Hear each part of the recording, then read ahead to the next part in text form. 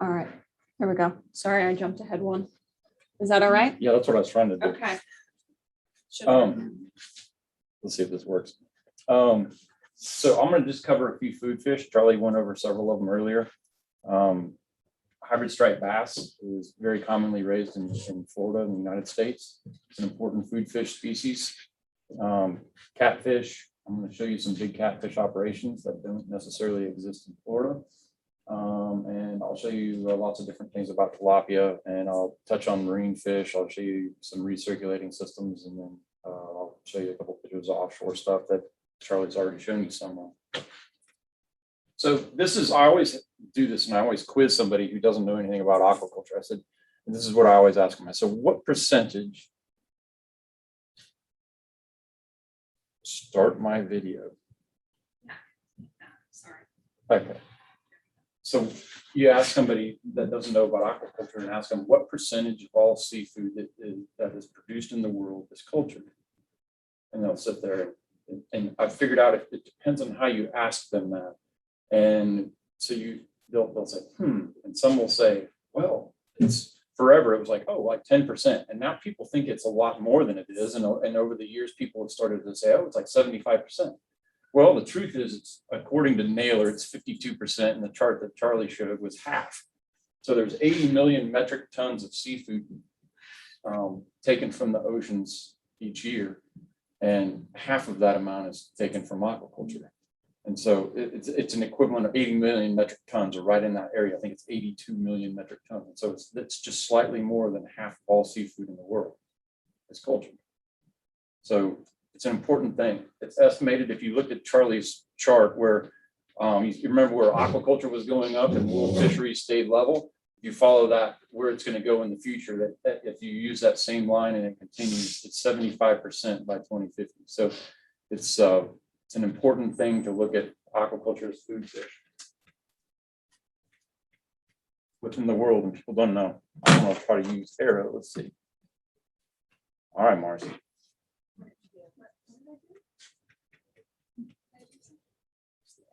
This may have died. It just gave me a shake like a cell phone. Oh no! Right before lunch. Perfect timing. Can you go on without it? Yeah, how can I advance? Let's see. I can do it. Will you get that? No arrows work. Let me see. Did the arrows work?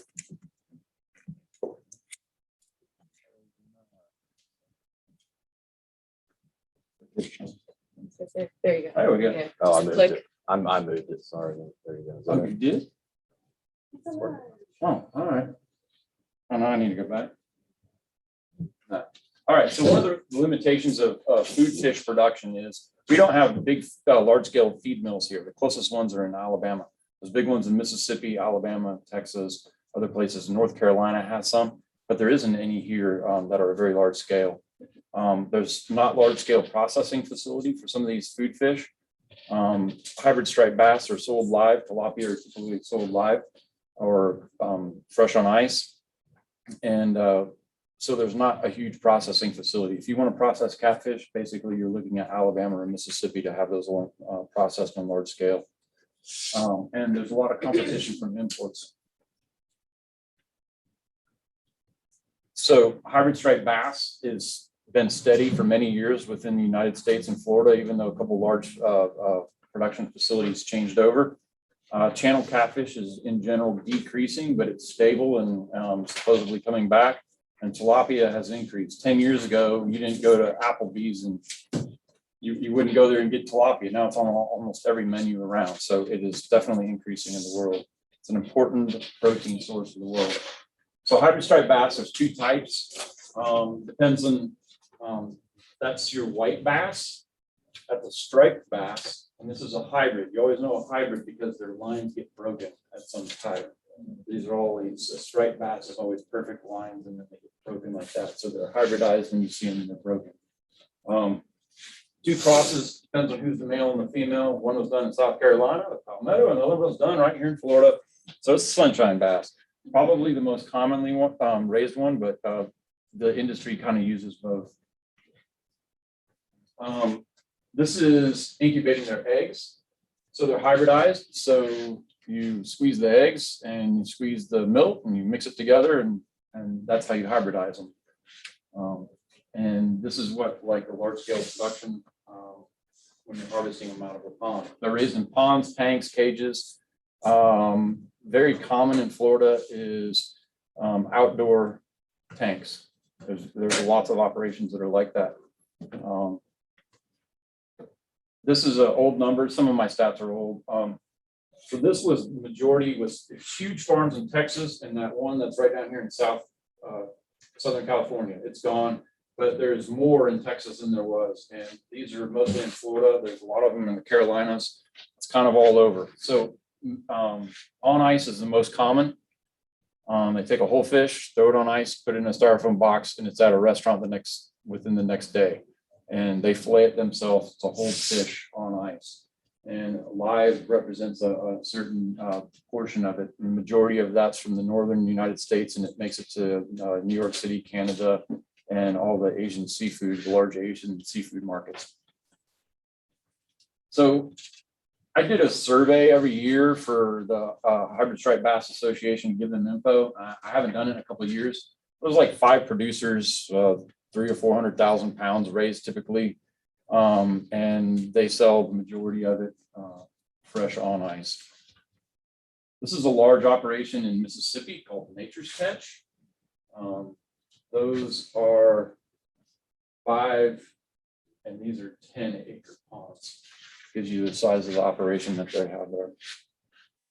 You see every one of them has a different color algae bloom because all their algae is at different stages. And this one I showed you before, that's now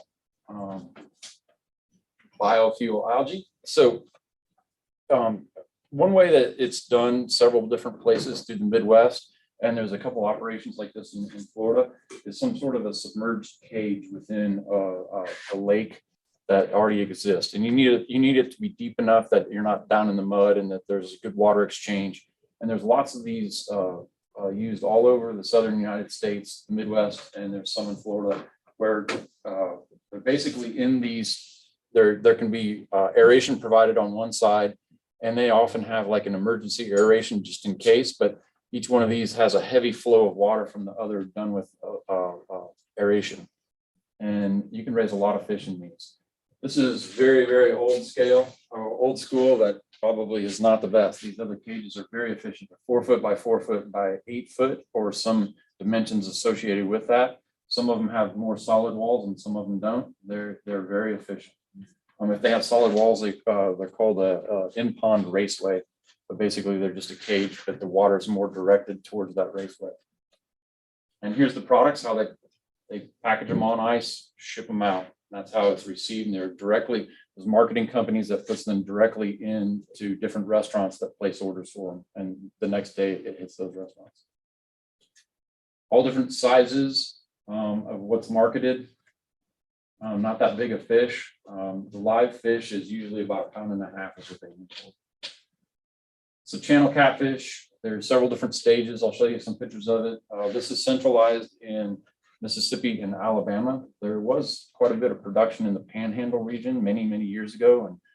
And the FDACS people know all the statistics more than I, but there's not a huge amount of catfish farms in Florida right now.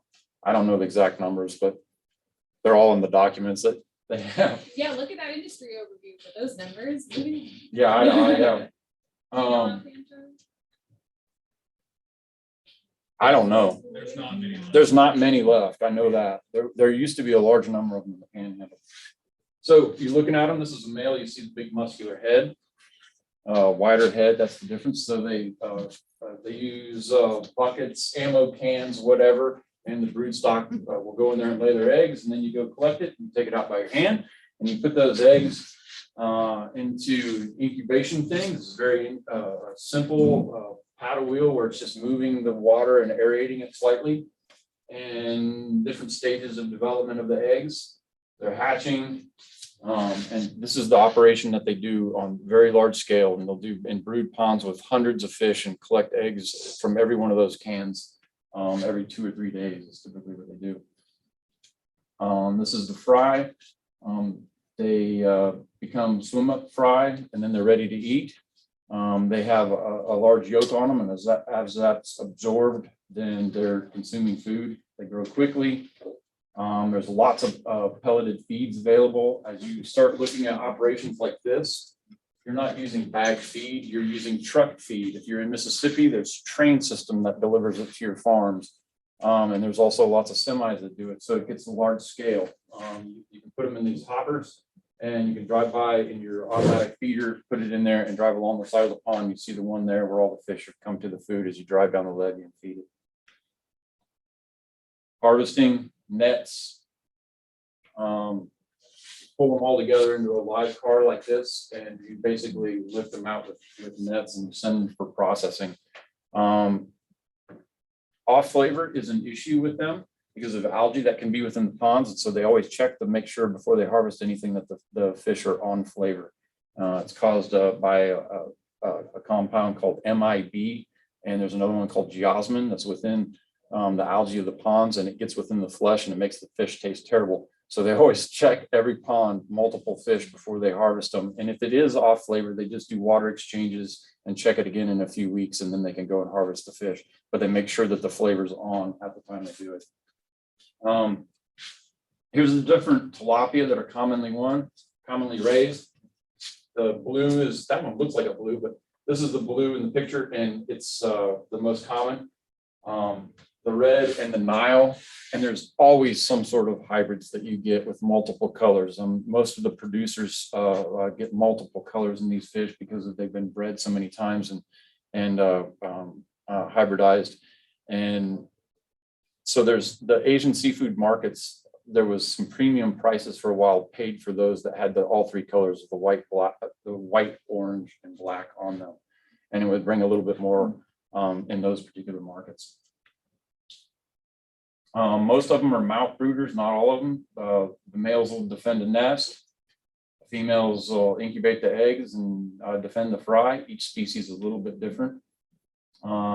Take them out. You see the hybridization on this one with multiple colors. Doesn't look like the other one. So obviously it's a hybridized one. It has mixed coloration. You incubate the eggs, simple system, yolk sac fry. They start to feed. 18 days, they do really well. 40 days, they're a nice size, and then they can be stocked into systems in 2 months or something like that. So they grow very quickly. This is pushing the density. That's more fish than water, okay? I guarantee you that aeration probably doesn't keep up very well, and they have additional ones that they need, but that is a lot of fish, and if any fish can handle it, tilapia can, because they're very hardy fish. So the industry has grown. I'm not going over stats right now. I don't know how many producers there are. We did this in the US, it was 181. I don't know how many are in Florida now, but there's a lot of them in the Homestead area. And they may not even have all those numbers, but there's a lot of farms that have exist, and they're small family farms where everybody has a tank. They cooperatively buy the feeds, they cooperatively sell the fish. There's people who do the marketing. They bring semis down from New York City and other places. They come and they live haul these fish right back out and take them to markets.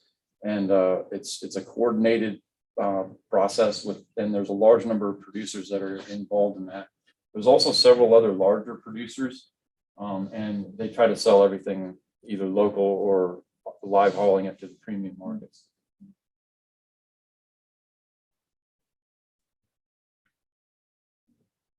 Let's see. I'm not even doing that. That's a change.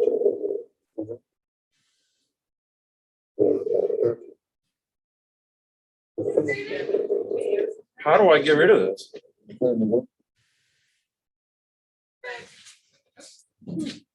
I'm not sure. Shazam. I just backed up. Thank you. So is it going to keep playing? I don't know. Oh, no, it's your You want me to start it again? Keep going. So how do we shut that thing up? Keep going. No, tell him what I say. Dang. I don't know what that is actually. Well, we'll see. Let's go. All right, there we go. So marine species. cobia, pompano, red snapper, flounder. There's a lot of olive flounder production now. I don't know of any black sea bass, but it does occur in the United States. I don't know about it in Florida. So this is inside Atlantic Sapphire, and this is what the schematic was, similar to what Charlie showed before the rooster line. And this is Aquaculture, and we could play that video, but we don't have to do it right now. How are we on time? Plenty of time?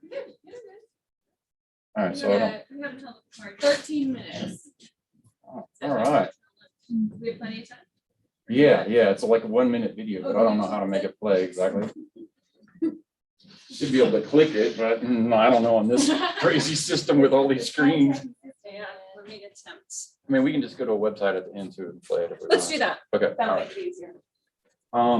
So there's starting to be a lot of open ocean aquaculture, and we talked about it, that there's a pilot project occurring off of Sarasota area out a ways. And that's going to be the first one. And it's there's several of them that have been a pilot project in the Mississippi, Alabama region. And they also have a couple of them that are permitted, and that is all coming up. So one of these issues is the permitting process for them. The technology is there, but to do it within state or federal waters, and I know the state is very good and would work with that in the waters as long as the whole process, but it's the whole process of the permitting is what they're going through. And it costs a lot of money to go through those legal processes to get to make this happen. And so it occurs in other countries, and it needs to occur in the United States, and it will. And so one of these is documenting the process and how expensive it is to make it occur. And so the federal government, NOAA and others could modify the rules to make this more feasible. But different designs. Let's see. So this is called a spar. This is what it looks like inside. This was when it was in Puerto Rico, and I actually went diving in that. It was really quite an experience. But the inside of it is it's a metal tube, and it has air pumped within it, and it holds it suspended. And if you want to drop it, you pump the air out, and then it sinks down. So that's how it controls the height of it. You can bring it to the surface by pumping air within that spar that's in the middle. Gives you an idea of the size. Here it moved to Panama because Puerto Rico was still US and was having all sorts of issues about certain numbers of pounds being produced, and the economy of scale meant that you needed to have more of them, and they could do it down there, and they actually gave money for them to come down there. And so they have several of these. You get a lot of fouling and a lot of things all over them, and you have to bring it to the surface and clean them. And typically the feed is pumped down to them, whatever depth they are at. And divers service it on a daily basis. So it gives you an idea. And basically that spar right there is filled with air, just rose up. So what do they call these? Geodesic spears or something? What are they called? Yeah. There's different names, whatever the company wants to do. And so the way they control that is each one of these pipes is basically hollow, and they fill that with air, and then it moves up within that structure of it. And you can bring it to the surface, clean it, rotate it some, clean it. Pretty fascinating to be down on one and all the life that's on it and all the life that's around it. And just very little waste issues. It's all of these things are done with the proper permitting, with the proper currents, and all of the places where this is safe, and where these have existed, there's no impact from them. This one's in Hawaii. Goes some really deep water. They call them moi. The company called them Kona Kapachi. They're a Sariola, and they're common right around here, and that's what's going to be supposedly raised in the cages. That's going to be off of Sarasota. They're all over all the tropical oceans.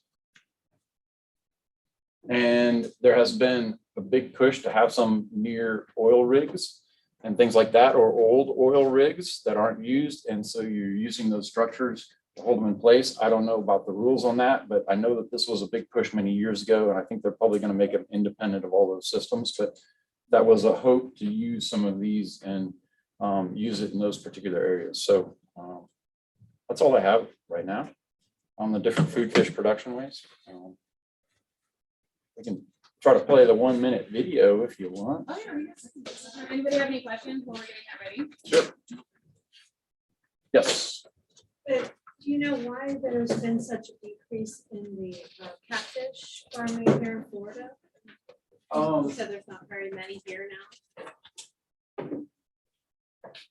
Charlie, you want to jump on that one? Sure. Is it just? I'll just speak to the whole US, really. I think it's like, Right. obviously Mississippi, Arkansas, Alabama, red basket. They experienced a huge decline in let's say 2005, somewhere in there. The industry really half or more. I mean, it was really bad. I mean, it's completely internationally imported competition. And you see bassa, swai, those kind of fish. They were labeled as catfish. There's even, Southeast Asian companies called American Catfish Company and stuff like that. So I mean, they were really false labeling, Raising swine. completely unable to compete with price points and branding from international imports.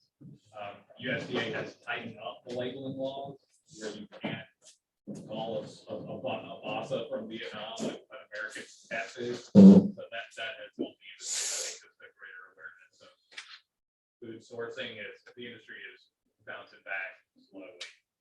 So it works on a very small margin. The production cost, the production time's like 18 months for a marketable catfish in a pond. And it's that's a large investment in time, and they were pushing the product like $1.25 or something a pound, and the production costs were about $1.